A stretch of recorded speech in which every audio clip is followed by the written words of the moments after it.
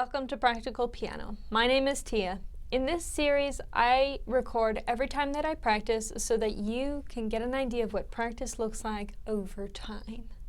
I have about 30 minutes today, and I'm going to start up with a brief warm-up to get my hands going. So, let's start with some nasty sounds. We have diminished sevenths to play, and I don't practice them often because they don't sound pleasant. So we're going to do that now.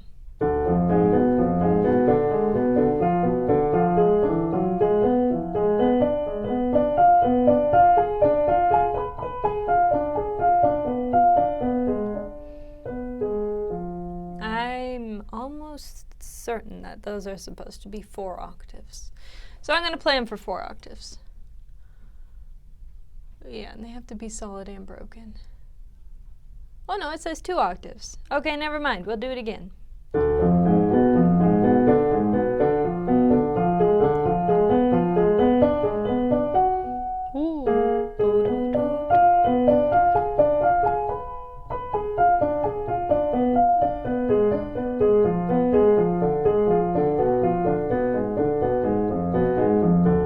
One more time.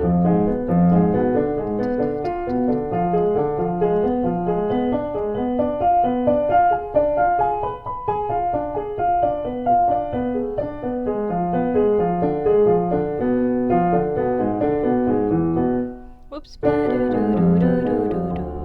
I think normally when I'm practicing these, I'm practicing them solid, which is when you play all of the notes at the same time like this, instead of broken. And so that's why my broken is so rusty.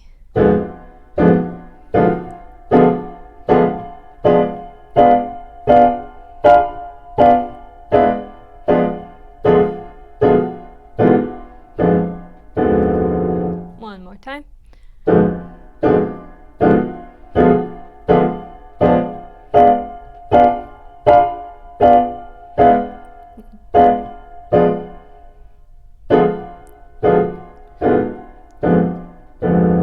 Okay, need to go slower so I can locate all the notes.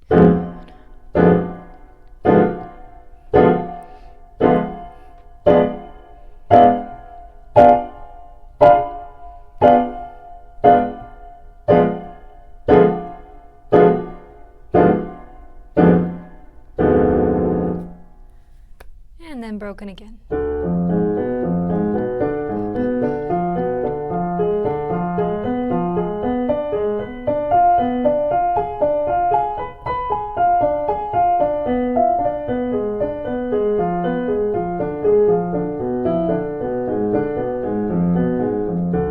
Now we'll start on E. There we go.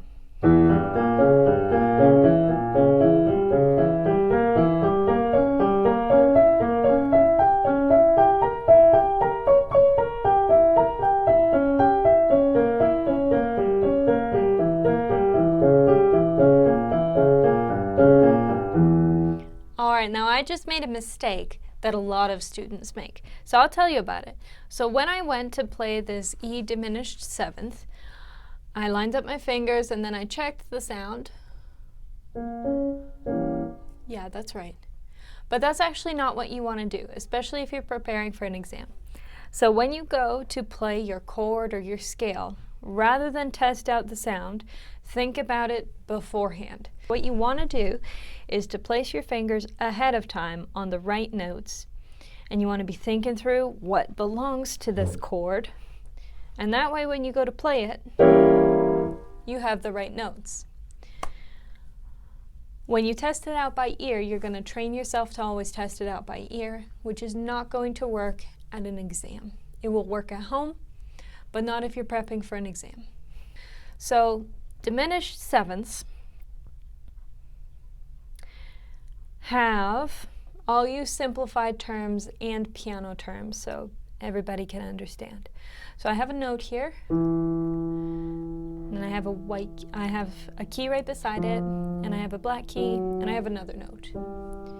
This is what we're going to call a minor third. And a diminished seventh has 4 letters in it, and they all are a minor third apart. I'll show you with the camera. Here we go. So we're going to start a diminished seventh on E, and it basically needs to have two notes in between every single note. So that everything ends up being what's called a minor third apart, or having two notes in between. Black or white, it doesn't matter, they're two notes in between. Now, that's the formula for diminished sevenths, which makes it easy to remember. If you know what it starts on, and you put everything with two notes in between, you'll end up with the right chord. Most chords will have some kind of pattern like that you can memorize. And that way, as long as you know the first note of the chord, which you'll know when the examiner calls it out by name, like A major, first note is A. D minor, first note is D. As long as you know the first note, then you can build your chord based on the formula. If your brain works like that, not everybody wants to do that math on the spot. Like, it doesn't work for everyone. But this is one good way to figure it out. Anyways, some people need to memorize the letter names. Like the E diminished seventh has an E, G, B flat, C sharp in it.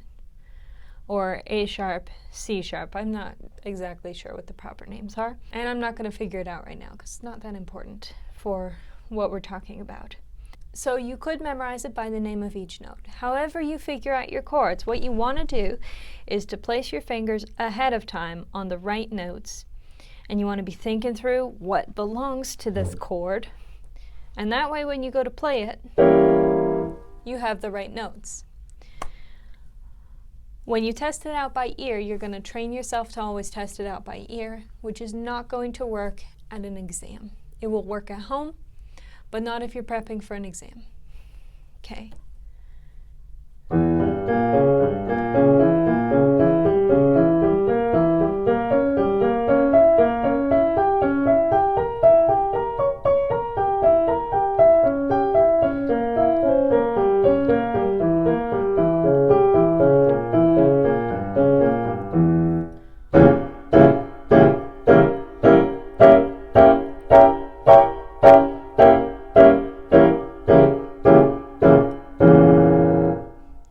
Good, we'll start on F sharp. So now I'm going to place all my fingers, and before I play a single note, I'm going to make sure they're the right distance apart. I have the right formula, I have the right letters.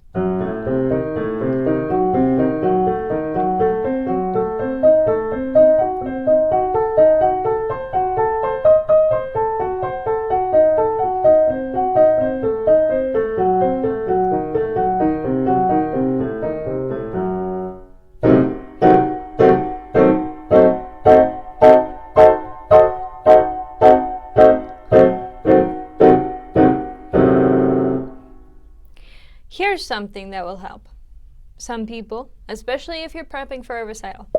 There are some techniques that are patterns that can fly across the entire keyboard.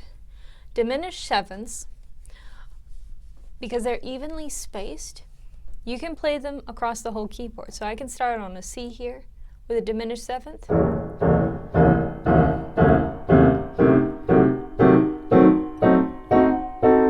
And this is not just a C diminished seventh. If I go to the next inversion, that's what it's called when you move on to the next chord. This is not just a C diminished seventh first inversion. This is a D sharp or E flat diminished seventh. The next one is an F sharp or G flat diminished seventh. The last one is an A diminished seventh.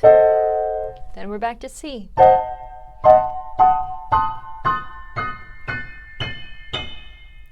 So because that one chord is actually four different chords, is it four?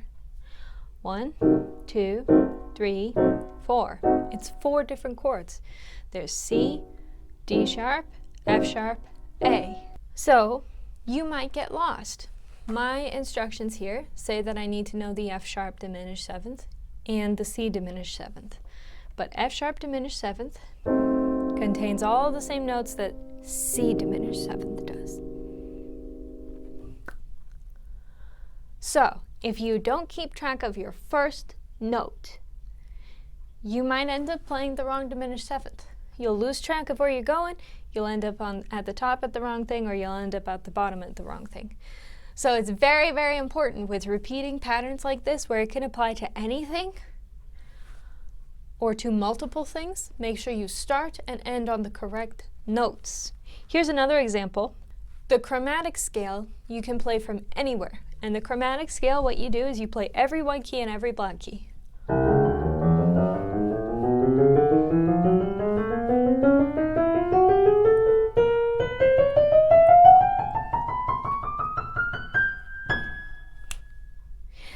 And you can start that on any key. I can start on C, so on, C sharp, D, D sharp, E, and I'm not going to belabor the point, we're going to move on. But because you can start that on anything, you can start it on any key. When you play chromatics, it's easy to get lost. When you play chromatic starting on A, you want to keep track of I start on A, so I finish on A, and I come back down to A.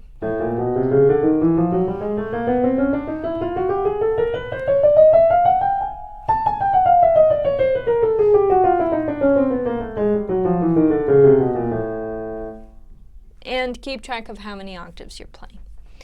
So that is a tip that will help you, hopefully. If you find yourself, oh, I get like partway through the chromatic and I can't remember what I started with. You set up yourself, you set up your chromatic, you keep that first note in mind. And you go from the bottom to the top, you end up on the same note, and then you come back down to the same note. You have to focus just on that one single note. When you know your chromatic well enough, it's the same fingering no matter what you start on. So you'll be able to run it on autopilot. And you need to maintain the first note so that you can play it to that note and back. And the diminished seventh, once you're good at them, you'll have them kind of on autopilot and it'll start to be fuzzy. Oh no, what am I playing here? Well, you got to keep in mind what you start on, F. It's a little different with the diminished seventh because when you play a chord like this, I just did it again. I tested it by the sound. That's very bad. Let's start on something else. G. Okay, I've got it. So when I play a chords,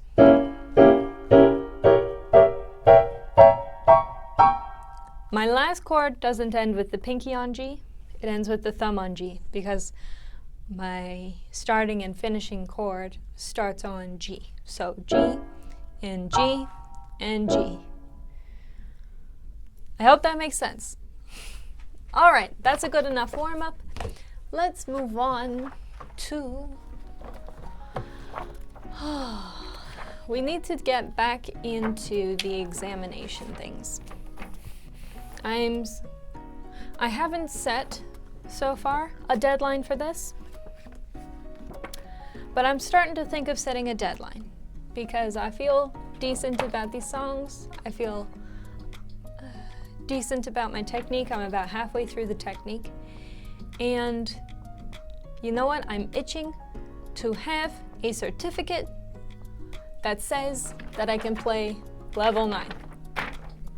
It's very good for people to have tangible goals to aim for and to reach, and then have something at the end that proves what they've done. And that's what I want. I need to either attend a festival where you can get graded and earn a certificate, or I need to take the exam. I need to do something in piano that gives me that tangible.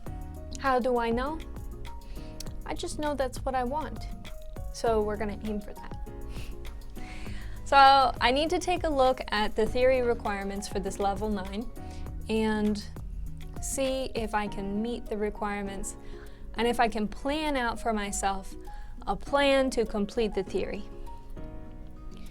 Because to earn a certificate at these levels, these higher levels, you must take theory and practical. Practical is not going to be a problem for me. I've done lots of practical before, But theory is a big problem because I don't like it, and I've avoided doing any theory exams. I have not taken a single theory exam. And I better take at least one because my plan is to write a theory course. I used to use Mark Sarnecki books as a theory course, and they used to be really good, but he just revamped it, and now it's fluffy. So I either need to find a different theory book to recommend or write my own. All right, here is Changes by Alexina Louis. I haven't played it in a while, so I'm gonna take it slow. This has a lot of repetition. And we're gonna play without pedal, because when you play without pedal, you can hear a lot of imperfections.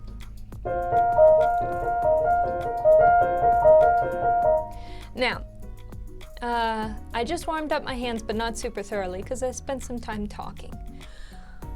What I would like to do is play this very firmly and quickly all the way through to get the feel of the notes back under my fingers.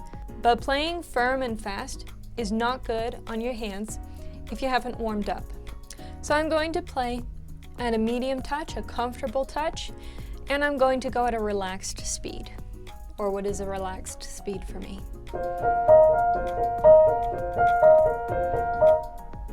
And because I'm not properly warmed up, I'm going to be paying attention to whether or not my hands are building tension, if they're getting stiff while I'm playing or pained.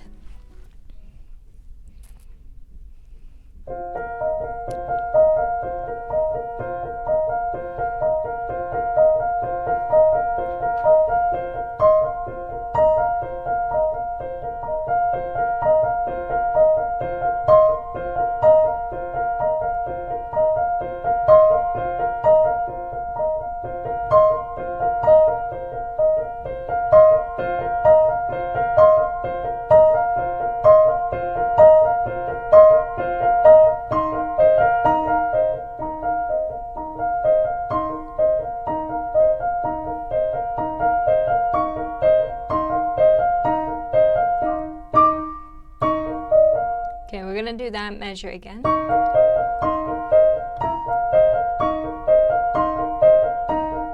I'm gonna stop here and practice that measure because this reach in the right hand is not comfortable. I'm gonna stretch a little bit. I've started a new workout, so I'm having tension in different parts of my arms that I'm not used to, because when you work out and you change your workouts, you end up with different pains than usual and different tension. Okay, try again.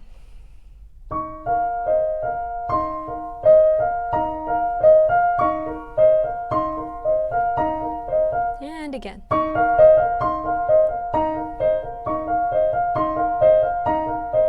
Again.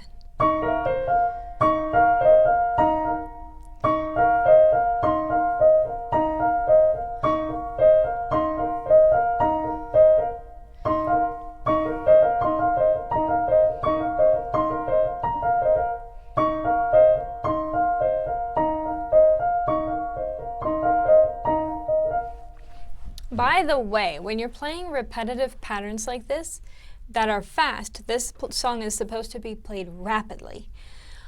You don't want to just be moving your fingers like this really fast. Watch this.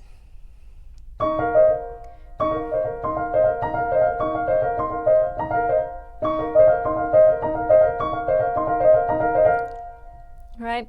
It's going to be hard on your fingers in the long run. You want a little bit of wrist movement to help carry your fingers where they're meant to be. And you can go faster if you learn to move your wrists. When you first learn to rotate like that, or up here where we're going in the same direction,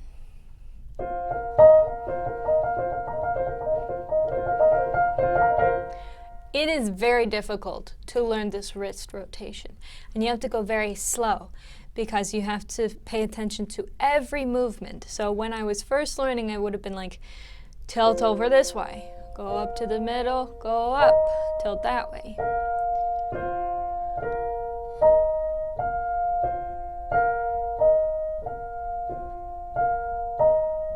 I first learned this wrist rotation with something called Alberti bass. That's common in sonatas, where you play bottom, top, middle, top. I'll move up here. I don't think you can see it down there. Bottom, top, middle, top, bottom, top, middle, top. So,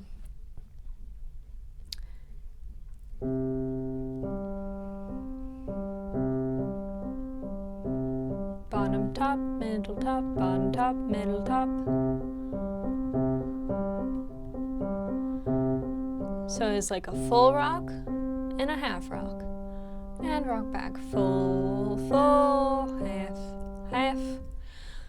So you have to go really slow if you've never done a wrist rotation pattern before, and you have music like that looks like this. I'll put it up on the screen for you so you can see what changes looks like. We have a lot of going to the top, coming to the middle, going to the top and down, going to the top and down. And then we have a lot of going up, going up, going up, going up. Do we have any going down? No, but we have a lot of big wrist movements, or what should be big wrist movements. If you do this all with your fingers, one, you're not going to build up speed. You're probably going to make your hands sore. And your notes will not be, you won't be able to get the same amount of dynamic and expression because you'll be pounding away with just your fingers.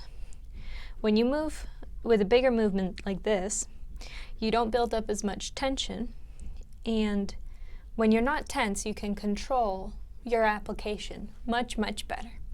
Okay, let's move on.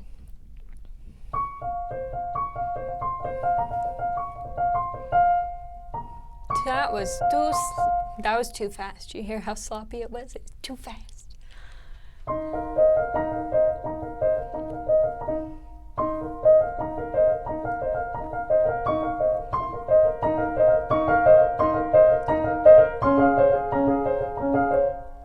You wouldn't want to press very lightly if you were doing a warm-up, because then you're not going to get enough touch in your fingers. So one, you're not going to remember the music as well, because you're not getting strong signals through your fingers. But two, you're not going to warm up as well as you would with like a medium contact with the keys.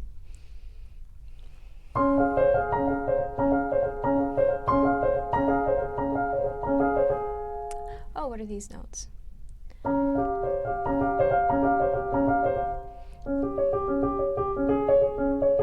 Left hand changed.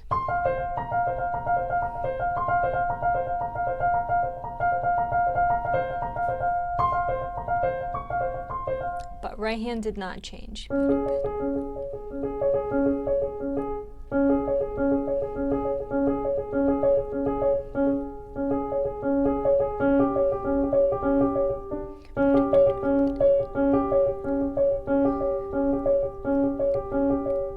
Okay, that was totally an accident, but what I just realized is my left hand is not as proficient at this movement as my right hand is. So let's go over left hand by itself. Because if you heard that, I was a little slower and I couldn't keep it steady. I couldn't keep the... Time is almost up. Yep. I couldn't keep the rhythm steady with my left hand. So that tells me the left hand needs more work. How about, instead of spot practicing now, we'll just play through the rest of the song, and then it'll be time to go.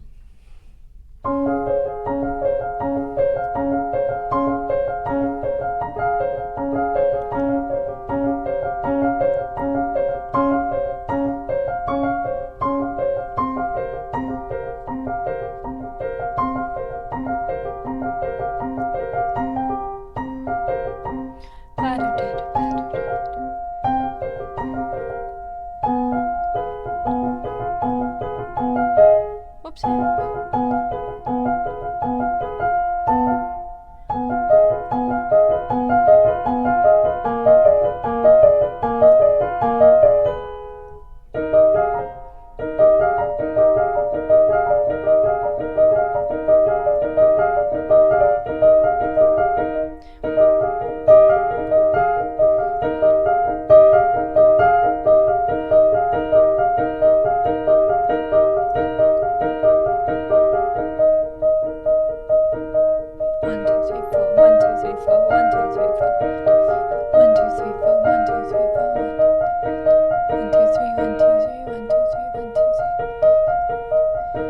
can feel myself, I'm building tension all through my forearm here. Let's give it a stretch out.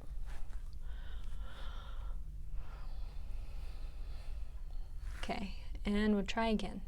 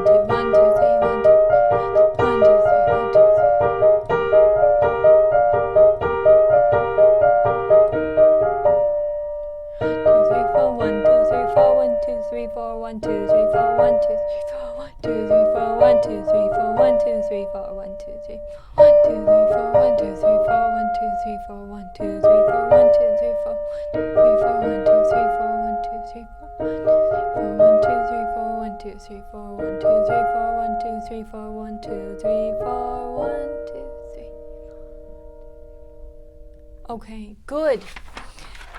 All right, thank you for joining me for this practice session. I hope that has been very informative for you and that you've enjoyed listening to it. If you know anyone else who would also enjoy the video or who would find value in the information, please share it with them. If you like the video, please like it. If you have any feedback or you want to tell me how your practice is going, leave it in the comments. And if you would like more, subscribe.